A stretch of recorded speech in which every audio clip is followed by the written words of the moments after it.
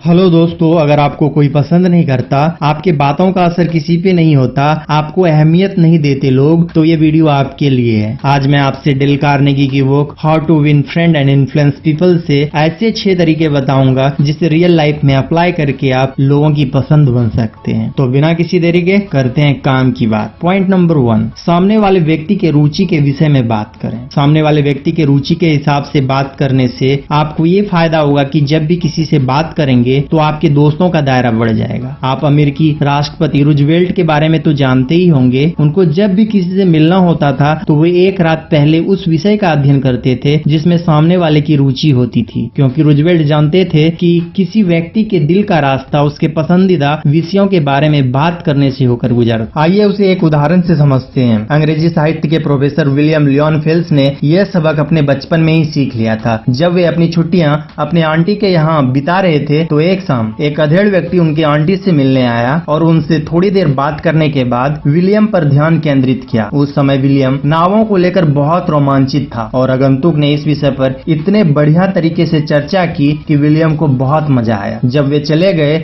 तो विलियम ने उस व्यक्ति की बहुत तारीफ की, कितना बढ़िया आदमी था। उनकी आंटी ने बताया कि वह न्यूयॉर्क का वकील था और उसे नाव में जरा भी रुचि नहीं थी। वो विलियम ने अपनी आंटी से पूछा, फिर भी वो पूरे समय नावों के बारे में चर्चा क्यों करते रहे? तो आंटी ने बताया कि वह एक समझदार और सभ्य आदमी था। वह जानता था कि तुम्हारी दिलचस्पी नावों में थी, इसीलिए उसने इस विषय पर तुमसे बातें की ताकि उसकी बातें तुम्हें रोचक लगे और तुम्हें खुशी मिले। उसने तुम्हारे लिए खुद को रोचक बनाया था, इसलिए तुम्हें वह इतना पसंद आया। दोस्तों, आप भी दूसरे यानी कि सामने वाले व्यक्ति की रुचि के हिसाब से बात कर उन्हें रोमांचित कर सकते हैं और उनके चहेते बन सकते हैं। पॉइंट नंबर 2, दूसरे लोगों में रुचि लें। दूसरे लोगों में रुचि लेकर आप 2 महीने में इतने दोस्त बना सकते हैं जितने कि आप 2 साल में बना पाएंगे। जिन व्यक्ति की दूसरे लोगों में दिलचस्पी नहीं होती है उसे जीवन में ज्यादा कठिनाई होती है और वह दूसरों को सबसे ज्यादा नुकसान पहुंचाता है। इस तरह के व्यक्ति सबसे ज्यादा असफल देखे गए हैं। न्यूयॉर्क टेलीफोन कंपनी ने यह जानने के लिए सर्वे किया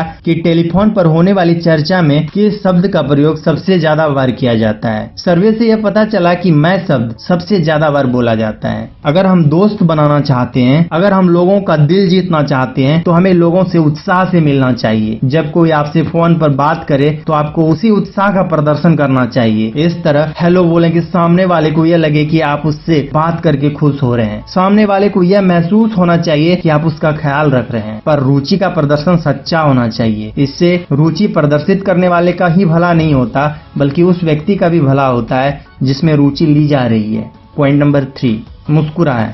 इसमें कुछ खर्च नहीं होता पर इससे मिलता बहुत है। कोई भी इतना अमीर नहीं कि इसके बिना जी सके और कोई भी इतना गरीब नहीं कि इसका लाभ ना उठा सके। यह घर में सुख लाती है, बिजनेस में सद्भावना भरती है और दोस्ती को मजबूत करती है। यह थके हुए के लिए आराम है, निराश लोगों के लिए आशा की किरण है, दुखी लोगों के लिए सूर्य की रोशनी और कष्टों के लिए प्रकृति की सबसे बेहतरीन दवा है। पर ध्यान रहे, झूठी मुस्कुराहट से कोई फायदा नहीं होगा। हम समझ जाते हैं कि यह बनावटी है और इसलिए हम उसे पसंद नहीं करते हैं। मैं जिस मुस्कुराहट की बात कर रहा हूँ वह असली मुस्कुराहट होती है, दिल को छू लेने वाली मुस्कुराहट। ऐसी मुस्कान जो दिल से निकलकर दिल तक पहुँचती है, इसलिए बाजार में इसकी कीमत बहुत अधिक होती है। दोस्तों, जब भी आप किसी से मिले तो मुस्कुरा कर मिलें। दोस्तों का स्वागत मुस्कुराहट के साथ करें और सही मानसिक नजरिया रखें। इच्छा से समस्त वस्तुएं हासिल हो सकती है और सच्चे दिल से की गई हर प्रार्थना पूरी होती है। जैसा हम दिल से सोचते रहेंगे हम उसी तरह के बन जाते हैं। तो दोस्तों, हमेशा मुस्कुराएं और दूसरे के चेहरों पर भी मुस्कुराहट लाएं। पॉइंट नंबर 4,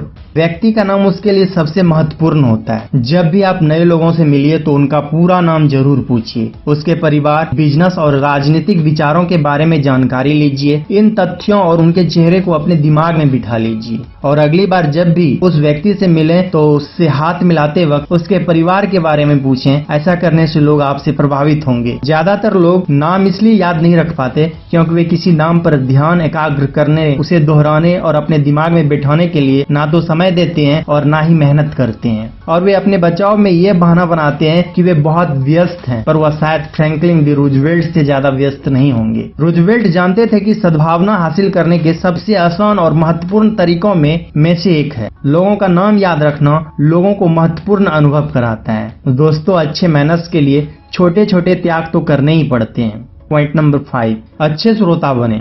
दूसरों को खुद के बारे में बात करने के लिए प्रोत्साहित करें। जो लोग खुद के बारे में बात करते हैं वो केवल खुद के बारे में ही सोचते हैं। वो अशिक्षित होते हैं, वे शिक्षित नहीं होते, चाहे वे कितने ही पढ़े लिखे क्यों न हो। अगर आप एक अच्छा वक्ता बनना चाहते हैं तो ध्यान से सुनने की आदत डालें, अच्छा श्रोता बने, दिलचस्प बनने के लिए लोगों की बातों में दिलचस्पी लें। ऐसे सवाल पूछें जिनका जवाब देने में सामने वाले को मजा आए। उनके बारे में, उनकी उपलब्धि के बारे में बात करने के लिए उन्हें प्रोत्साहित करें। याद रखें कि लोगों को आप में या आपकी समस्याओं में जितनी रुचि है उससे 100 गुना ज्यादा रुचि उन्हें अपने आप में, खुद की समस्याओं में है। सुनने की कला कितना महत्वपूर्ण है, आइए इस उदाहरण से जानते हैं। न्यूयॉर्क की मिले एस्पोसितो ने यह आदत डाली थी कि जब भी उनके बच्चे कुछ कहना चाहते थे तो वो ध्यान से उनकी बात सुनती थी। एक दिन वे शाम को अपने बेटे रॉबर्ट के साथ बैठी हुई थी।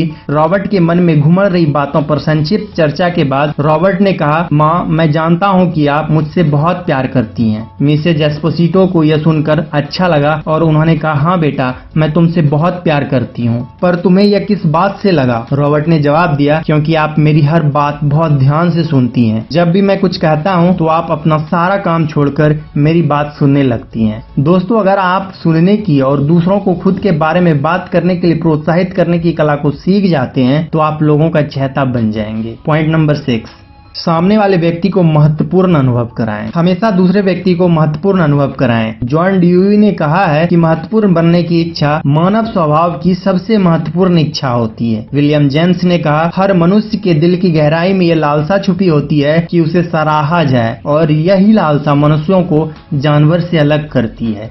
यही लालसा मानव सभ्यता के विकास का कारण है। पर अब ये सवाल उठता है कि दूसरों को महत्वपूर्ण अनुभव कैसे कराएं? दोस्तों, हर आदमी में कुछ न कुछ खास बात होती है, बस आपको उस चीज का तारीफ कर देना है। ऐसा करने से वो खुश हो जाएगा और आपको पसंद करने लगेगा। इस तरह से हम भी लोगों को महत्वपूर्ण अनुभव करवा के लोगों को खुशी दे सकते हैं, जिससे कि हम लोगों के चहेते बन सकें। दोस्तों, ब्रीफली देखते हैं कि इस वीडियो से हमने क्या सीखा। पॉइंट नंबर 1, सामने वाले व्यक्ति की रुचि में विषय में बात करें। सामने वाले व्यक्ति की रुचि के हिसाब से बात करने से आपको यह फायदा होगा कि जब भी आप किसी से बात करेंगे तो आपके दोस्ती का दायरा बढ़ जाएगा। पॉइंट नंबर 2, दूसरे लोगों में रुचि लें। दूसरे लोगों में रुचि लेकर आप 2 महीने में इतने दोस्त बना सकते हैं जितने कि आप 2 साल में बना पाएंगे। Point number 3, मुस्कुराएं। इसमें कुछ खर्च नहीं होता, तो हमेशा मुस्कुराइए। पॉइंट नंबर 4, व्यक्ति का नाम उसके लिए सबसे महत्वपूर्ण होता है। जब भी आप नए लोगों से मिलिए तो उसका पूरा नाम जरूर पूछिए और अपने दिमाग में बिठा लीजिए। पॉइंट नंबर 5, अच्छे श्रोता बने। दूसरों को खुद के बारे में बात करने के लिए प्रोत्साहित करें। अगर आप एक अच्छा वक्ता बनना चाहते हैं तो ध्यान से सुनने की आदत डालें। पॉइंट नंबर 6, सामने वाले को महत्वपूर्ण अनुभव कराएं। हमेशा दूसरे व्यक्ति को महत्वपूर्ण अनुभव कराएं। जॉन ड्यूई ने कहा कि महत्वपूर्ण बनने की इच्छा मानव स्वभाव की सबसे महत्वपूर्ण इच्छा होती है। दोस्तों, आपको ये वीडियो कैसा लगा हमें कमेंट करके जरूर बताएं। अगर आप नए हैं तो इस चैनल को सब्सक्राइब कर लीजिए ताकि आप आने वाले नॉलेजेबल वीडियो मिस ना करें। तो मिलते हैं नेक्स्ट वीडियो में। Keep learning, keep improving. Thanks for watching.